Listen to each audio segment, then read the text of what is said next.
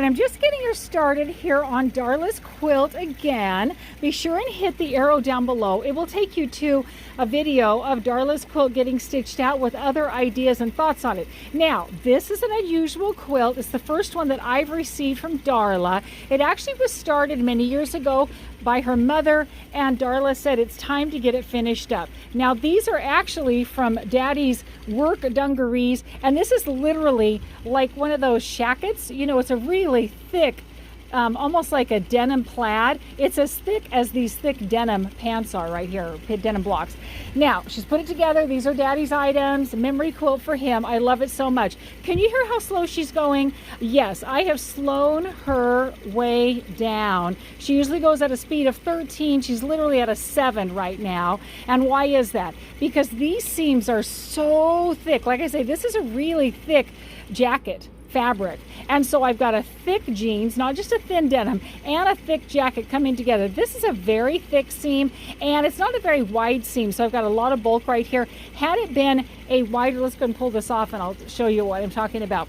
If I had had a wider seam here, then there wouldn't be so much bulk. See, I've got kind of a narrow seam, and they're not all pressed open. Many of them are actually just flat in the way in which they were created, almost like this right here. So I've got a lot of bulk. In fact, just moving the head of the machine over top of each of these blocks has been kind of a challenge. So I really can't put any kind of a fancy stitch in here. I need to put something individually in each block, basically. Luckily, I do have a couple of designs that are more linear, more like you might think of as a border. So what I'm literally doing is a circle, kind of an oval, in every single one of those blocks, and that's looking great. It's looking wonderful. It's looking just fine. I'm super happy with it. I'm doing it in my my steel gray color of thread, or steel blue I think it's called, which is nicely matching that denim.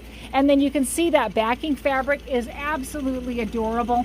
Little ants on the picnic fabric. This is going to be a picnic blanket quilt, and you can tell it's just going to be perfect for that. She's very thick, she's very heavy, she's having trouble going over these seams, and so I'm doing a small amount of stitching on them as I can, as you can see, and this is going to hold it perfectly.